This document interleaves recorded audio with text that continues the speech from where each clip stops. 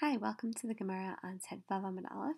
We're starting 18 lines down in the wide lines, and this is a homework video which includes questions.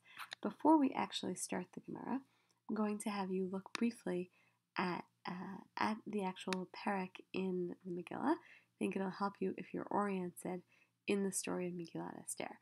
This is the beginning of chapter 4. This section covers a lot of chapter 4, and it starts in Mordechai Yadad Kol Asher Nasa. This is when Mordechai finds out about Haman's plot. He's in mourning, he tears his clothing, he goes out in the city, and he cries this great cry.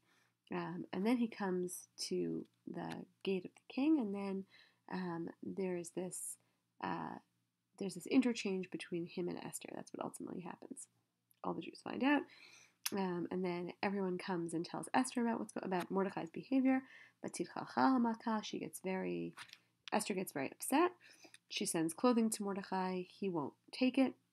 And then there's this exchange between Esther and Mordecai that happens via Hatach, one of the king's servants, one of the king's sarisim, eunuchs, who serves her, and he serves as the intermediary in this exchange. And this is the very famous exchange in which, Esther basically tells Mordecai she can't help, and Mordecai says, "Im hacharish tacharish be'et hazot." If you're silent at this time, don't worry, the Jews will be saved, but you won't survive if you don't help. And then Esther says, "Okay, I'm going to do this. You will have to fast, and eventually I'm going to go to the king, asher lo chadatz," right? Not according to his law, because apparently you're not allowed to just show up and see King Achashverosh. And if I am lost, I'm lost. Basically, if I die, I die. That's a little summary. If you weren't remembering all of Megillah Esther, and now we'll go on with the Gemara. So Mordechai heard everything that had been done, everything that Haman had done. What? And Rashi makes it clear here that the question is really right. It's my amar mara mahaya omer betzakato. Right, because the continuation of the pasuk is that he cries out this bitter, great cry. So what did he say in this cry? It wasn't just a wordless cry. My amar. What did he actually say? Rav Amar gava Haman me'achashverosh. So there are two answers here. Rav and Shmuel. And Rav says Haman has overtaken Achashverosh. Haman has become even higher, or maybe made himself higher, like more arrogant than Achashverosh. Ushmuel Amar Gavar Malcha Ilah mi Malcha Tata. His cry was, the upper king has become greater, has taken over the lower king. So the upper king is God, and the lower king is Achashverosh, right, king on earth. But if you look at Rashi here, Gavar Malcha Ilah Kinui Hu Lihifluch B'Lashon Nikia. This is it's Lashon Nikia. It's like a nice way, right, a clean way of saying something, but he's actually saying Lehefech. He's actually saying the opposite, meaning he's actually not saying the upper king has gotten the better of the lower king. He's actually saying in some way Achashverosh seems to have gotten the better of God. Right? Achashverosh's plan is prevailing. Right? God's people are going to be lost. That Esther was, totally distraught. It seems like something physical was going on. Rashi here on Batzit Chalchal says Nitmas mes chalal gufa. The innards of her body were all mixed up, like her kishkas were all upset. My vatit chachal. What is this word vatit chachal? Rav shapir san yuda. Rav says that she became a nida. She got her period, which the rabbis believed wouldn't be like a crazy response to a very stressful situation. Women do sometimes find that their cycles change depending on stress levels. So she heard this news and immediately got her period. She needed to use the bathroom. That was her immediate response. So something really internal goes on for her. Something physical goes on when she hears this news. Vatikra Esther lahatach. So Esther calls Hatach. Amar Rav, Hatach ze Daniel. Hatach is the same person as Daniel. V'lama nikra shmo Hatach, and why is he called Hatach? This is a formulation that we're used to. Shecharchuhu migdulato, because he was cut down from his greatness. He had been greater in the courts of the previous kings, and Achashverosh cut him down to size. So that's why he was now called Hatach. Ushmu Amar shekol divrei malchut nechatchin al piv. Because all the words of the king, right, all the kind of royal decrees were decided by him, were sort of, cut into practice by him, which would be a more positive thing to say about Hatach. Ladat mazeh v'amazeh, to know what all this was about, right? Esther needed to know from Mordechai what all this was about. Amar Rabbi Yitzchak, Shalchalo, she sent him a note that said, Shema Avri Yisrael Chamishachum Shetorah. Maybe the Jews messed up on all 5 books of the Torah. Maybe they transgressed all 5 books of the Torah. Dichtiv behen, because it says in them, Mizeh u'mizeh hem ktuvim. Right? It says about the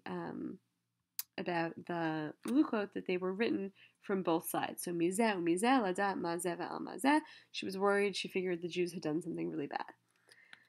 Ve'yagidu l'Mordechai et divrei Esther. They told Mordechai the words of Esther.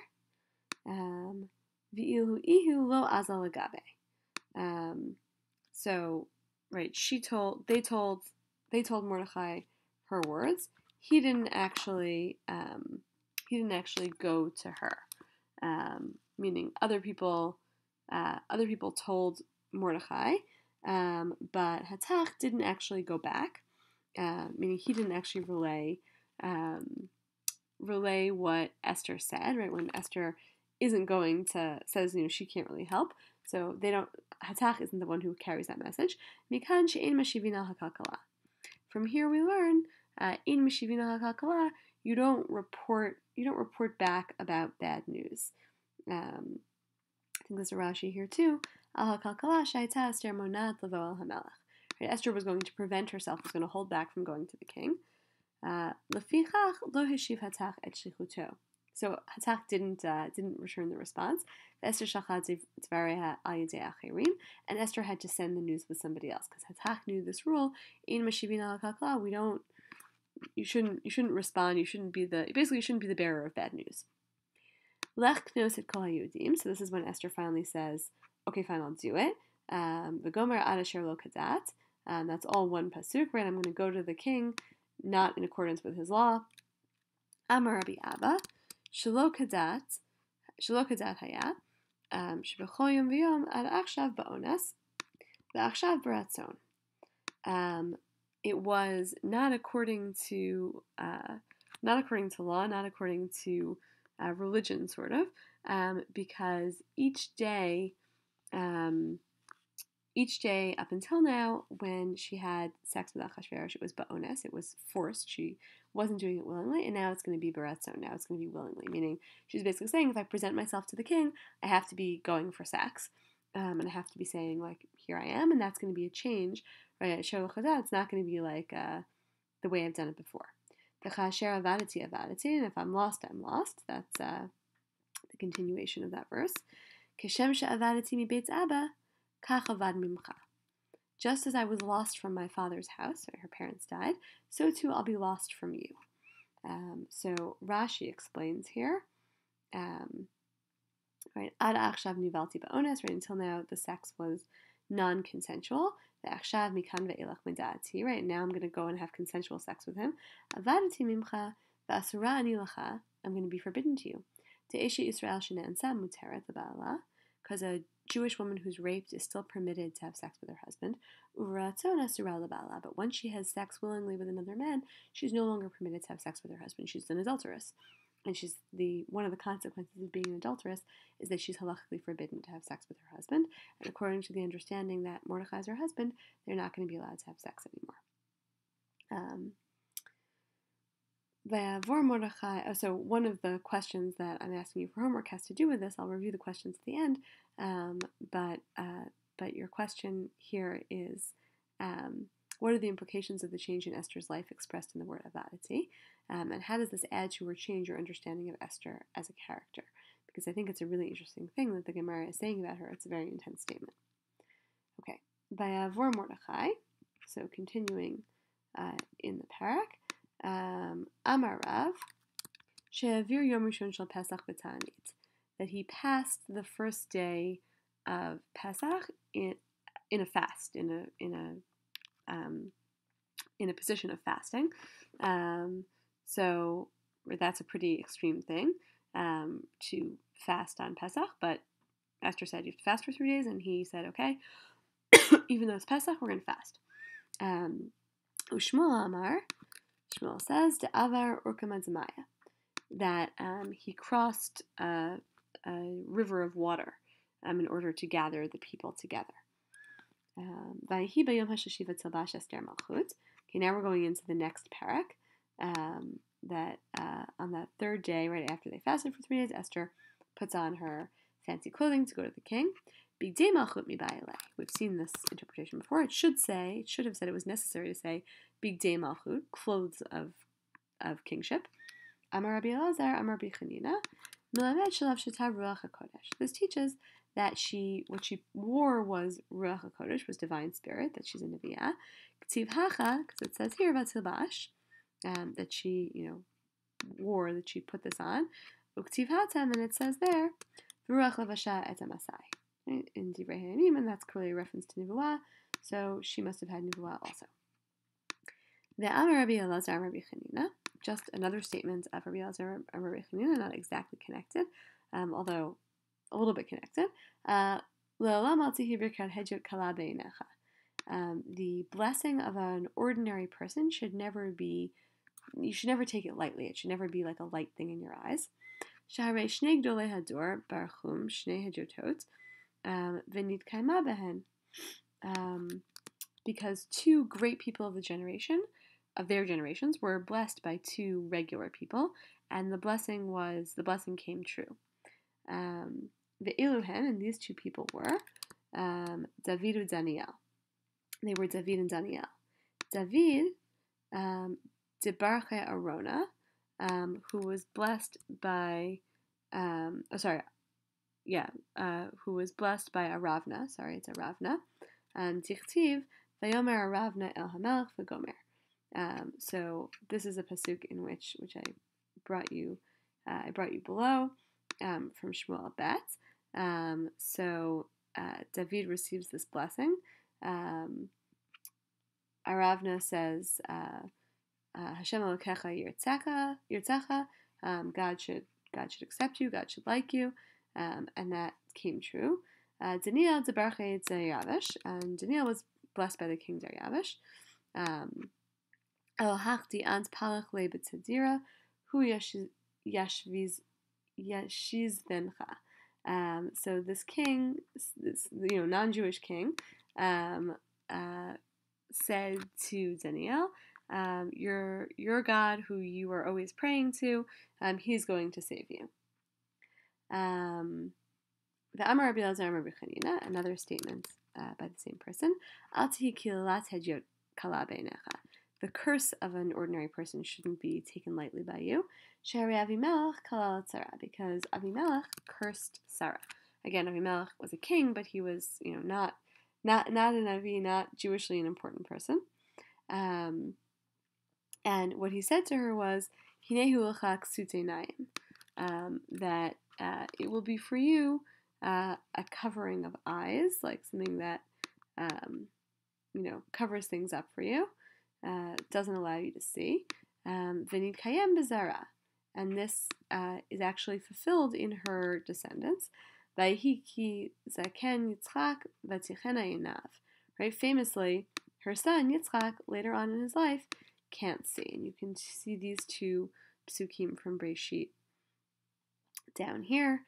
Right, that when he gives her, when Ahimelech sends her away, says, I've given your brother all this money, it's a covering of the eyes for all who are with you, and this is because he's upset that he's been tricked. And then here's the pasuk in which Yitzchak is described as his eyes having dimmed. Okay.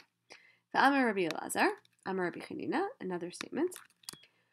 Bo'orek shelo k'midat HaKadosh Baruch Hu midat basar v'dam. Come and see that the attributes of God are not like the attributes of human beings. Midat basar v'dam, adam shofek k'dei ra. So the way things are with people is that a person puts a pot, shofet kizera, v'achar kach noten l'toch hamayim. He puts a pot on the stove, let's say, and then puts water into it. Aval Kadosh Baruch Hu noten mayim v'achar kach shofet hakizera. But God can actually put the water in first and then put the pot on, right? Sort of put the pot around the water. L'kayem ma shene'amar, to fulfill what is said, l'kol titohem on mayim b'shamayim. So a pasuk from Yirmiyahu, speaking about God, that like the sound of Him giving, all this water comes from the heavens. So God can do miraculous things. God can have the water come before the pot. God can sort of switch the natural order of things. V'amar Rabbi Elazar Amar Rabbi Chanina, kol ha'omer davar b'shem amro mevi geula le'olam. Anyone who says something in the name of the person who said it brings redemption to the world. Shnei Amar, as it says, v'tomer Esther l'melech b'shem Mordechai. This actually happened in chapter 2 of the Megillah, right? When Mordechai figures out what's going on with Bigtan and Teresh, he tells Esther, and Esther tells the king, but she tells him b'shem Mordechai, in the name of Mordechai, and of course that's hugely important because it gets written down in Achashverosh's book as being something that Mordechai did. And that has serious implications later on, positive implications for Mordechai. V'amar Rabbi Elazar Amar Rabbi Chanina, Tzaddik avad l'doro avad. Tzaddik avad, sorry, l'doro avad. So a person, when a tzaddik is lost, meaning he dies, he's lost to his generation. Right, l'doro avad. He's lost for that time. Mashala Adam she'avdalo margalit, kol makom shehi margalit shma, lo avda el ba'ala. So it's like a person who lost a pearl. Wherever that pearl is, it's still a pearl. It still continues to exist as a pearl. Lo avda el ba'ala, it's only lost to its owner. So too, the tzaddik is lost to his generation, but he's not lost to the world, but he continues to exist even in death as a tzaddik. His zchut stands for people, and he remains a tzaddik. And so the final questions that I have for you about this idea of bringing redemption to the world, what does the Gemara say brings redemption to the world, and who makes this statement? Who is it who says that this is what brings redemption to the world?